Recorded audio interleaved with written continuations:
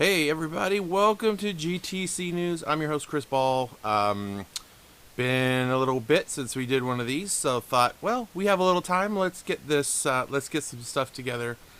So we're gonna be going to Barcelona. I'm excited. We're gonna talk about that here in a minute, but first we got to talk about our sponsors like Detailing Group, who's been there with GTC forever now and taking care of us, and we appreciate them. We hope that you guys take care of them by taking a look there. Go to detailinggroup.com for any, if you're in the construction industry or dealing with anything like steel structures and things like that, or you need laser scanning done for a job site. They're the folks that you need to get to. Metropolis.com, as always, if you're in the telecom industry and you want to report on anything, including now your unified communications chats and soft phones and all that, they can do all that kind of stuff, so hit them up. Digit Gaming Academy, new this season with World Cup. If you need to get your driving skills perfected, you want to better learn how to control a car and how to race, these are your guys. Go check them out. And of course Hypre, who take care of everything for us, all the pretty graphics that you see during the races, during the pre-race, and all of it. So great. Pixteca at Hypre is awesome, so go check him out. Hypre.com.mx. That's how you can find them. So we are going to be at Barcelona in the M3 BMW. So this car has got this car is quick. It handles really good, in my opinion. The only thing you have to be real careful is on that throttle. That thing is definitely, it likes to eat, and then it likes to slide around and stuff. So we're gonna have a good time. We're gonna go check it out. But first, Hypre put together a little something to show us kind of where we're going. So hang on here. Let's do this. So we were at Autopolis at night in the Supra. We had some pretty great racing. There was a lot of, there was a ton of racing going on. Turns 1 and 2 were just really big, like you can see here. Really great for overtakes during the race. Loads of overtakes happened in turn 1 and turn 2 under braking. And that getting out of that turn 1 on the throttle was like really important for the setup for the whole rest of it. And then, and you can see here we got a lot of battles. We're highlighting the Group 3 ones because those are the only one, or the GTC 3 class, because they're the only ones that we have. So it was a really great race. Scarface finished first, Joey Cannoli was in second, and J-Rod was in third, and it was a pretty good race. There was winners all the way around, so it was a lot of fun. So Autopolis at night, that thing was eating some tires up. Loads of people in all of the divisions had real challenges with getting themselves all the way through 90 minutes on those tires, especially the soft tires. A lot of people ended up, well, not a lot, I'd say several people ended up having to pit because their tires were blown. It was just an incredible race to watch, that is for sure. And those who took care of their tires, they were the ones. So it was a lot of fun at Autopolis for broadcasting. Maybe not so much for the drivers, but, you know, anyway. And then up to the plains they go, and all the way over to Spain, where we are going to show up here at Barcelona. Barcelona, very high-speed track, lots of high-speed corners. Turns 1, 2, and 3 are probably the most critical for setup for the rest of your lap with the drivers.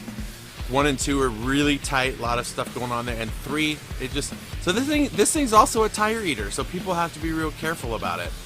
But in any case, pardon me, we're gonna be in that BMW, and like I said, it's a lot of fun. The car is pretty stable as cars go, but like I said, it's really torquey on the low end, and if you get a little too excited, that car is gonna come out on you. But this is the car, so we're going to take a quick look here at the car here at Barcelona, and again, thanks to Pixteca at Hypre for all of this fantastic stuff. So, it's a 500 horsepower race car, right? I mean, it weighs about 2,700 pounds, so it's got a good amount of horsepower to it, and it can really get up and go. I don't think there's as much of a problem for the drivers with the gas, so I think the fuel will go fine. So that's where we're going to be. That's what we're going to be doing, is racing this car all around Barcelona. So when we get to Barcelona, the drivers are going to be trying to figure out what's the pace they want to do. They want to tuck in behind people. If you go too fast around some of these corners, you're really going to scrub those tires. So drivers are going to be paying attention to that. So now on to my special guest. So earlier in the week, I sat down with Joey Canoli, who's the Division 3 current points leader, and we talked a little bit. So I'll just shut up and you guys can have a listen. All right, we are here with Joey Canoli from RWB Racing, our current Division 3 points leader. How are you, bud?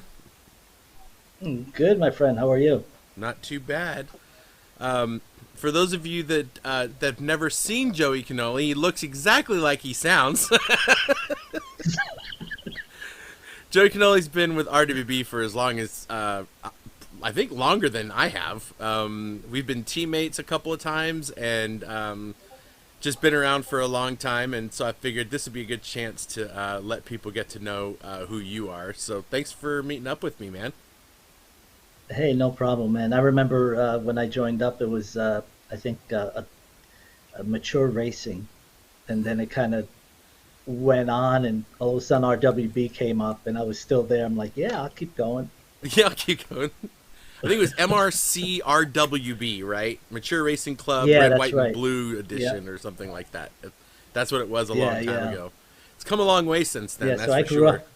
I grew up with you guys with the sim racing, because that's the time I started too. So And I think we're about the same age. I'm going to be 52 the end of this week, and you are 50? in my 60s. You're in your 60s, really? I'm 60, yeah. Nice. That's Nice. not really in my 60s. That's just barely. Barely. But you're older than me, which is great, because I'm always seem to be the oldest person around whenever I'm Well, I've anywhere. never chimed in when you said you're old. I never chimed in, right? So I let the illusion go. That's funny. I just realized I gotta fix something here because no one can see my face very well. There we go. So, well, it's a lot of fun having guests come on that have interesting hobbies and things, and we're going to talk about all that stuff behind you on the wall here in just a minute. But I want to talk to you about your how your season's going for you in Division 3. You're running at the top. You've podiumed every single race you've been in so far. So you're definitely the one everyone's chasing down, right? Trying to beat Joey Canoli every race. But I mean, it wasn't always like that for you. This last season, it was a little bit more difficult for you. So what's it like being the man at the top this time with everyone chasing you? Well, it's a new experience, right? Because if you remember the Joey wear the tires, I would destroy. Oh my tires. gosh, I forgot about I- that. That's awesome. I was always last, always, and my one goal was just to be less last, right? Just one more than last. It Yep. was all that I wanted.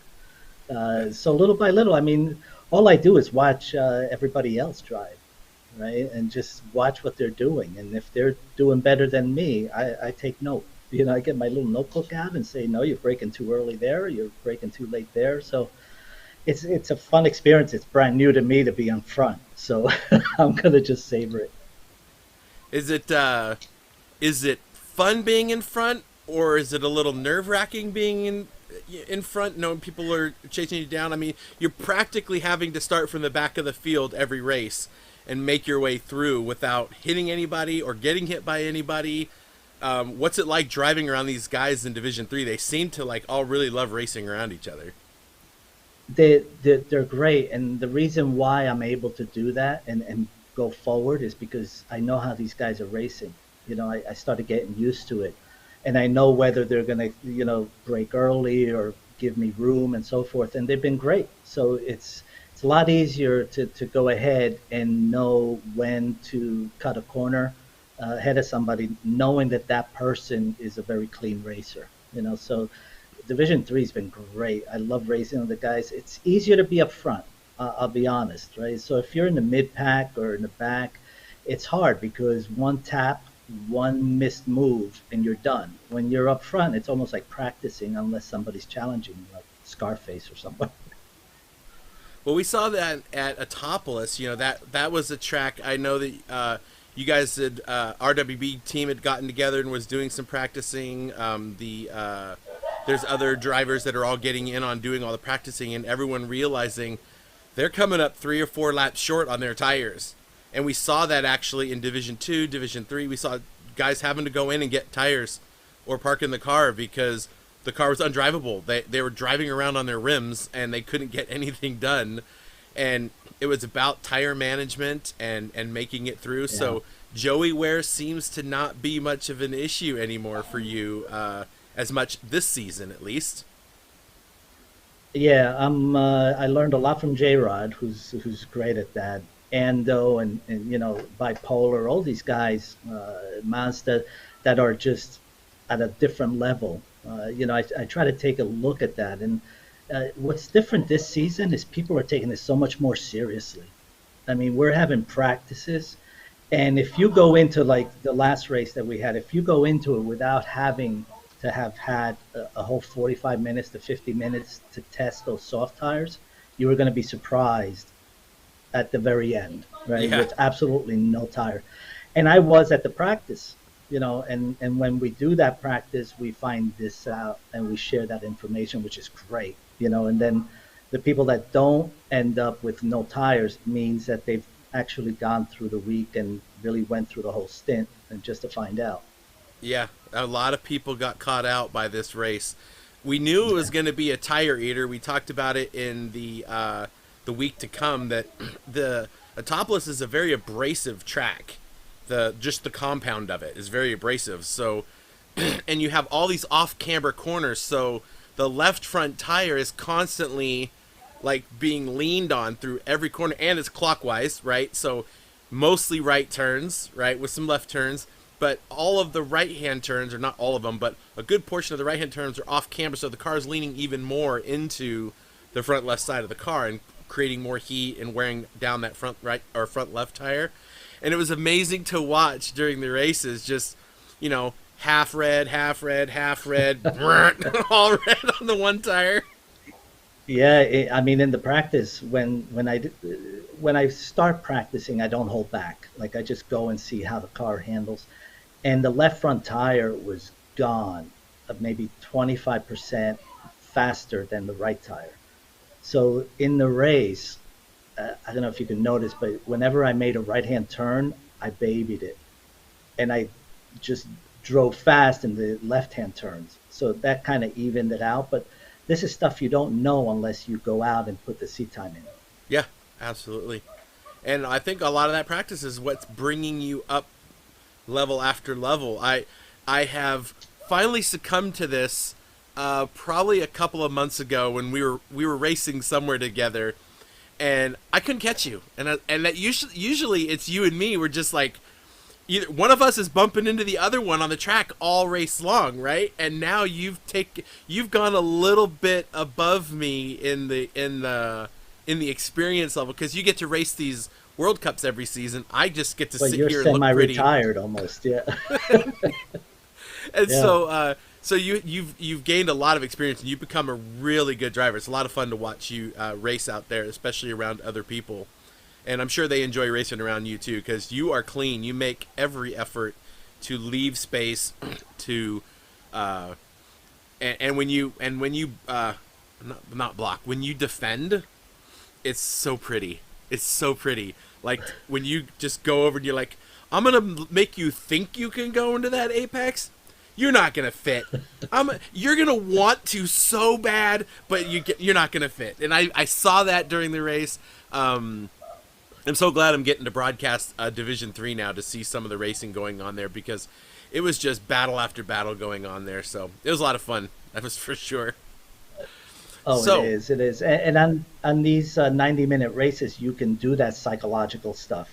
You can go behind and all of a sudden go to the right thinking you're taking the inside and get the guy nervous in front of you. You can do some of this psychological stuff where you can't do that in sprints. And you have to just go all out. So Yeah. it's a lot of fun. Yeah, sprint racing and endurance racing are two entirely different things, right? So, kind of like, no, I don't know. I don't want to try to compare it to anything. It's just completely different mindset. The psychology is different, Yeah. for sure. So speaking of the psychology part of it, so we just went from a night race in a Group 4 Supra at a topless. Now we're going to Barcelona in the daytime in a BMW GT3 M3. Okay? Now, it's the GP course that's got the chicane in it, right? Everyone's like, ooh, do we get to not have the chicane this time? No. The crazy guys that put this series together still picked the hardest track. But I'd expect nothing less, yeah. nothing less from those guys, that's for sure. Agorsky and Venom definitely know how to put on a challenging Yeah. series. Now, Barcelona, you and I have driven that track together in Super Formula cars countless numbers of times. This is altogether different when you're in one make Group 3 racing, especially in the BMW, because notoriously the back end of those cars kind of want to come out on you a lot, under throttle and stuff. What are you thinking about Barcelona? I mean, when we talked about Autopolis, right? Autopolis had a lot of small courses and it's abrasive and it's hard on the tires. There's a lot of fast, Yeah. long sweeping corners that are just going to chew these tires up. How do you plan on managing that? Have you done any practice? Tell us all of your stuff you want to tell us about Barcelona. For one thing, one of my changes is that I don't practice a lot, right? Like, especially right before the race. Like even right before the race, I just walk away and I just show up because there's something, at least for me, is over practice. You get kind of too drenched with it. I did take a couple laps with it, and yeah, I went back to our Super Formula days. Wrong. I mean, A little bit different racing line. yeah, that BMW is a monster, and I think what you're going to see is a lot of people coming out of the turn, just like you said. They're going to hit that throttle, and they're just going to spin out. So what I found is you have to have a very disciplined throttle control coming out of the turns, or else the sheer torque of that can just spin you around. Also, it doesn't stop. You're going into a corner, and you hit the brakes, and you just keep going. So my approach, and I think my approach to most of these 90-minute races are just patience. I'm fine with people passing me if they're going to throw themselves in there. I'm fine with going to my pace. I am not going to hit the throttle like a madman coming out of a turn. I'm going to ease into it. It's a lot harder to do that when you're in the middle of a battle, not to hit that throttle. But that's what I think is going to get a lot of people. Throttle discipline is going to take a lot of people out. It's definitely going to be key. One of the other things too about this track is we've got some long straights in there that are going to be full throttle, full tilt all the way down. That's going to eat fuel. So people are going to also have to be a little conscious of the fuel. So you got your pit straight, the main straight, which is long, and you're going to be all the way at the end of sixth gear by the time you get to the end of that thing, right? Then you've got, let's see, turn 1, 2, you got the long turn 3 where you coast like the first part, but then you're on the gas for the bridge, right? Then you got turn 4, and then 5 is the hairpin, right? When you come out of that hairpin, you're full throttle straight down to that last curve, and there's so much throttle and so much gas all the way through to the Barcelona curve.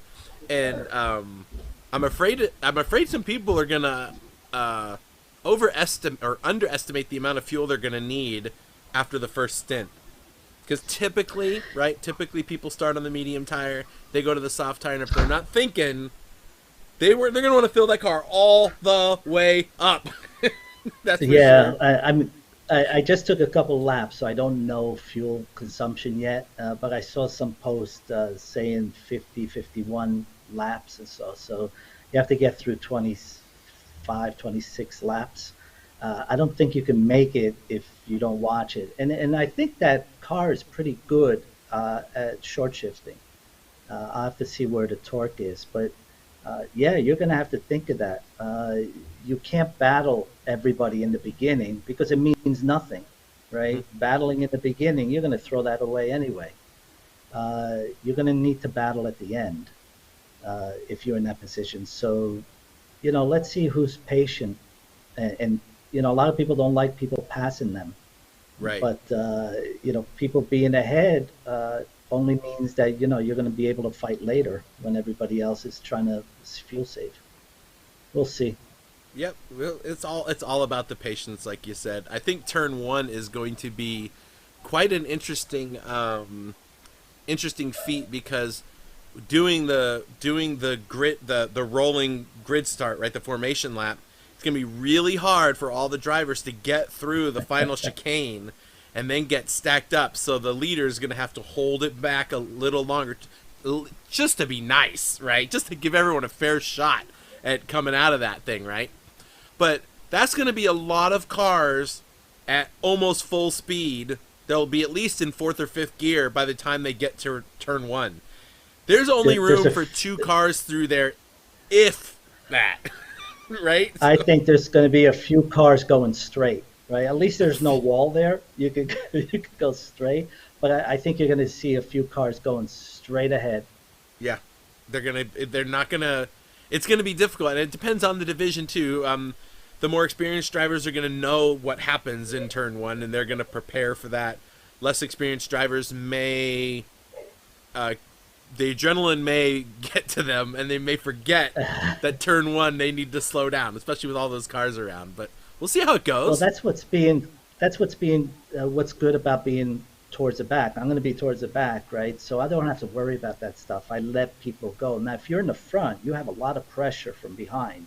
So you're looking behind. You have a lot of pressure. Someone's sneaking up on you. You're going to push a little harder, and there's more chance of a mistake. When you're kind of towards the back, you kind of let things happen in front of you, and hopefully you just pass a whole bunch of people that went straight. Yeah, I was gonna say you don't have to pass them. They are just giving you spots away for free, right? You don't have to work for them. Yeah, you don't have to be fast. You just have to be rolling as Yeah, you people just have to go be off. Yeah, consistent. That's for sure.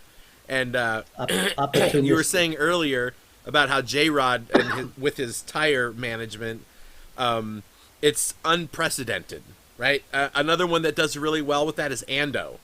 Ando's really good Yeah. at preserving his tires, right?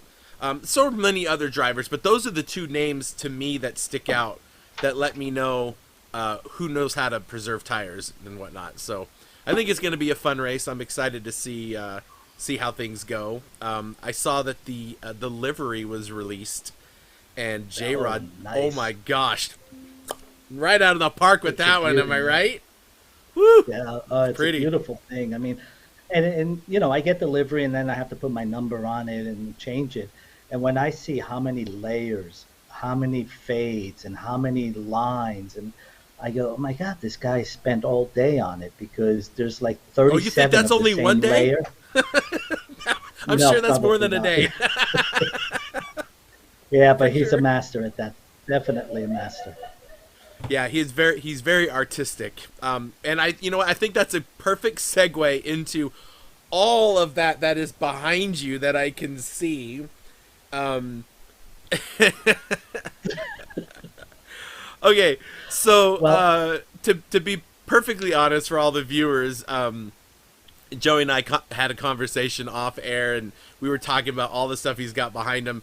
It's some pretty cool stuff and some pretty fascinating things that Joey does with all kinds of things. And so I wanted to give you a minute. It's up to you what you decide you want to share or talk about, but the 3D printing and the and that type of thing, I think that's fascinating to see. So is there anything you want to share about some of your hobbies that are obviously not about racing? I have more hobbies than I have time, right? So I'm kind of semi-retired at this point for the last couple of years. I might go back to work. I have to figure out whether Biden fixes the economy or not, whether my 401k could survive. But I have more hobbies. I mean, I'm into photography. I shoot football games as a hobby, but I also sell all the prints. I bought a 3D printer, like you said. I started printing models and things like games that I really love on the PS5. I started printing the characters there. I do Christmas shows, programmed lights The to music and lights! all that stuff. Yes, the Uh, lights. Those are so amazing. I've seen those every year. I'm like, when's it gonna be ready? I want to see them. Okay, hold on. Well, I'm I'm gonna doing, interrupt you for a second. I gotta interrupt you yeah, to go say, ahead. people, listen. Joey, have you ever seen like all those videos on YouTube and stuff where people do the full light things with the music and all that? This bro does that stuff, and it's so cool. So we got to make sure that when you get your video out, we got to post it on the Discord so everybody can see it because they're so Oh, fun to watch. absolutely. Yeah, thanks, man. Thanks. But you brought up the 3Ds, the 3D printer. If I can get the camera around somewhere. Woohoo! It's like flying in a helicopter. But here's, I got a 3D printer, and I started. I thought I was going to use it for practical purposes. Instead, I started, fixing the dishwasher or something like that. But then I started printing. Here's Senua from Senua's Sacrifice, which is a PS5 game. That's me a couple years ago. As a You 3D Halloween printed and my yourself? bride. No, I'm kidding. I'm kidding. And then, I have Elsa and Sub-Zero's child right here. So it's Elsa as Sub-Zero. That's all Kratos. printed on a 3D printer? Yep. That is so intricate. I did not know they could get that intricate. They get very, very detailed, yeah. Kratos for God of War. Here's a game that I really enjoyed, which is, where are you? I'm, Which is I'm sure Aloy you're from, painting them though after, right? Yeah, they come out, it's flat gray. I prime them and then I paint them just like you would plastic models, Okay. and then a couple more from Last of Us. Yes. Oh, that's awesome. That is so great. And I just finished Beauty and the Beast. I'm doing a kind of a fairy tale theme. So here's Beauty and the Beast, and here Gaston didn't fare so well. So it's a twist on the fairy tales,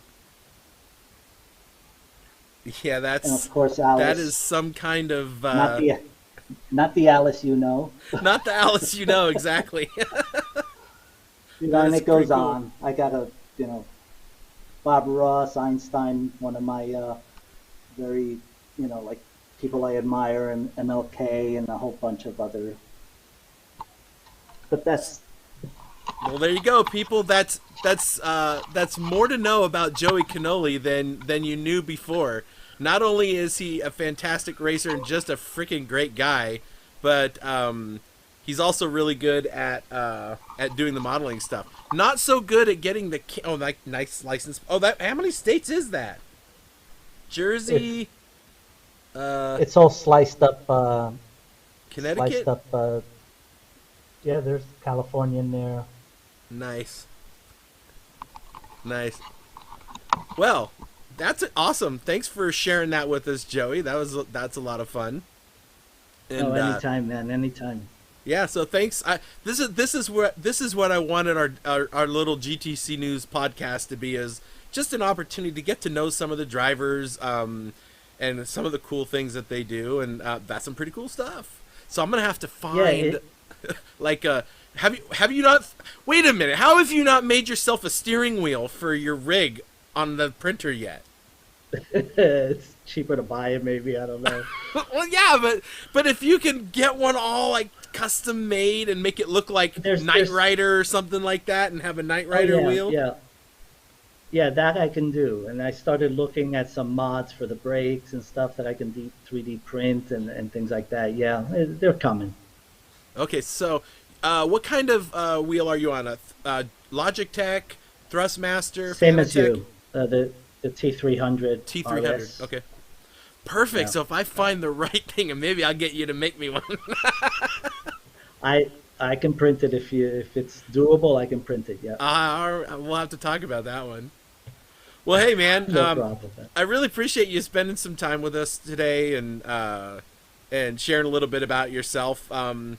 Is there anything else you want to tell everybody, or say anything about GT Champions or your racing team RWB or yourself, whatever you want? The mic's open; it's all yours.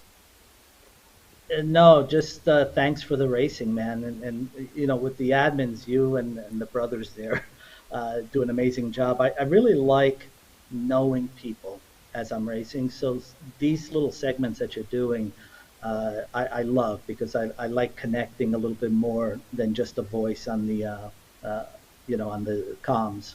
So thanks for that. Thanks for RWB. It's been on my name ever since I was known as Joey Fugging Cannoli or Joey Fugging Gag. Yes. When I you forgot couldn't about say that it. one. Oh no, it So was that's a Joey few years. Fugging Gags or something like that. Yeah. Something like that. Yeah, I Yeah. remember. I was watching Peaky Blinders at the time when I made my account, and that's all they do is Peaky fucking, you know. Awesome. So, Well, hey, I appreciate I you. appreciate everything you guys do, man. Well, we appreciate you too. Is GT Champions wouldn't be anything without its drivers participating in it, and so guys like you, that's what we're all here for. So appreciate it.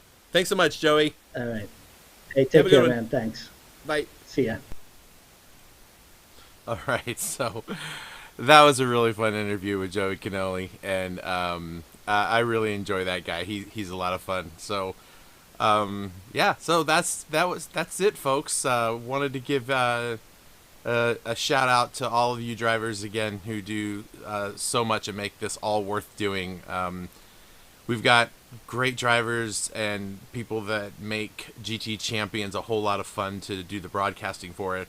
It takes a load of work to put all of this together, to get all the pieces to kind of fit together, and so we just appreciate you guys and gals like continuing on and participating and making this a lot of fun. So really appreciate that. So all right, folks, that's going to be it for me. Thanks for watching, and thanks for watching in the future, and we'll see you guys later today for the round 6 Barcelona race. So stay tuned for that, folks. Have a good one. Bye.